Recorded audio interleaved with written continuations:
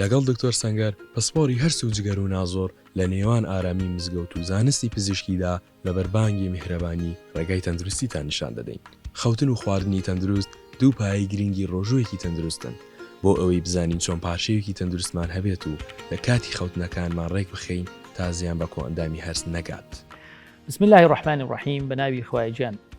بەڕێزان خۆشەویستان، خۆم بە خۆشحاڵ دەزانم لە بابەتێکی دیکەی باسی ڕەمەزان و تەندروستی بە یەکتری گەیشتینەوە. خۆشەویستان، ڕەمەزان وەکو باسم کرد خۆی لە ئەسڵدا بابەتەکە پەیوەندی بە لەعلەکم تەتەقونە بۆ ئەوی تەقوامان زیاد بێ، بەڵام لە هەمان کاتدا پێغەمبەری خوا فەرمێ سڵ سەلەم سوم و تەسەحو ئەگەر بێ و بە ڕۆژوو بن و سوودی لێ وەربگرن خاڵێکی زۆر گرنگە.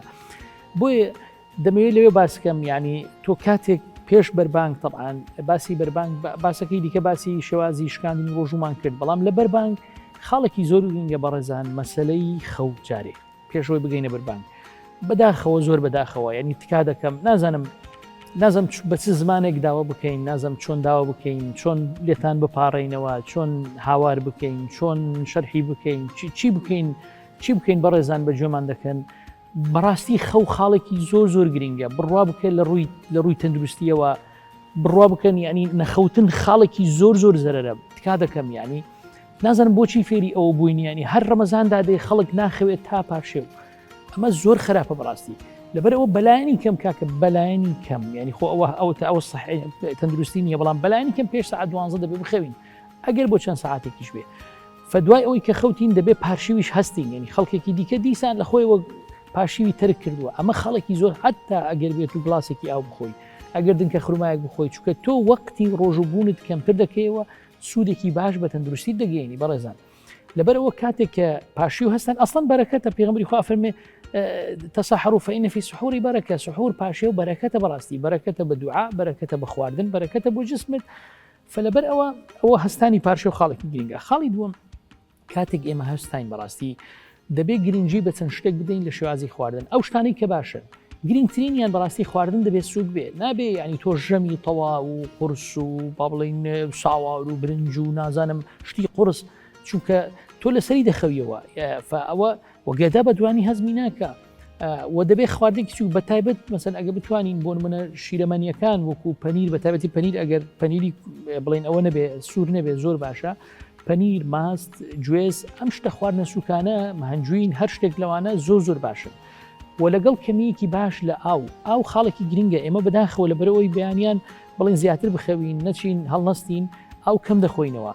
و چای شتێکی باشە، بەڵام لە هەمان کاتدا قاوە و نیسکافە و ئەمانەی کە کافاینیان زۆرە لەبەر ئەوەی نیسکردن زیاد دەکا، لەوانەیە بڵین لاشە تۆزێک گوشک بێ، ئەمانە باش نینە. و دەتواندرێت دەکرێت بە تایبەتی مەسەن ئەگەر میوەکان بە تایبەتی بۆ منە شامی یان شفتی یان ئەو شتانە بتوانین بخۆین، خاڵێکی زۆر زۆر باشە. دوای ئەوەی کە خواردنمان خوارد لە پاشێو بەڕێزان زۆر گرنگە کە یەکسەر نەخەوینەوە لەسەری، چونکە گەدە پێویستی بکاتە تا تۆزێک خواردنەکان جێخۆی دەگرێت، تا ئەو ئینزایمانە هەزم دەبێت، تا تۆ هۆشیاری بۆی خەبەر بڕاتە مێشک پێی بڵێ ئەم خواردنە هەیە، ئەم جۆرە ئینزایمی دەوێ، ئەوەی دەوێ ڕێکی دەخە. فلەبەر ئەوە باشترین شت ئەوەی بەڕاستی یعنی بڵێ نیو سعات بەلایانی کەم، نیو سعات سێ چارەک مەشغوڵ بین بە نوێژی بەیانی، یا مەشغوڵ بین بە هەندێک قورئان خوێندن وەکو موسڵمانان، پاشان بتوانین بخەوین، کارێکی زۆر باشە. فبەو هیوایی بتوانین تکا دەکەم بەڕێزان تەندروستی زۆر گرنگە. دووبارە و سێبارەی دەکەمەوە، تۆ ئەگەر هەرچیت هەبێ لە دنیادا، ئەگەر خامی گەورەت هەبێ، سیارێک گەورەت هەبێ، ماڵت هەبێ، سەروەتت هەبێ، شاهدت هەبێ، هەرچیت هەبێ، ئەگەر تەندروستێکی باشت نەبێ، ئەم ژیانە تامی چی لێ دەکەی؟ ئێمە لەوە متەفقین کە مردن خوای گەورە دایدنێ یەکسانە و سابتە، بەڵام ئەدی ئەو ژیانەی کە بژی بە تەندروستێکی باشترە، یان هەمووی بە زەحمەتی و بەوەی کە لە جیاتی ئەوی سوود بە خەڵک بگەینی، بەڵکو خەڵک ماندوو بکەی و خەڵک بەردەوام لەگەڵت بن و تووشی زەحمەتیان بکەین. هیوای تەندروستی ساق و هەمولایەک دەخوازین. خوای گەورە یارمەتیمان بدا و زۆر سپاس.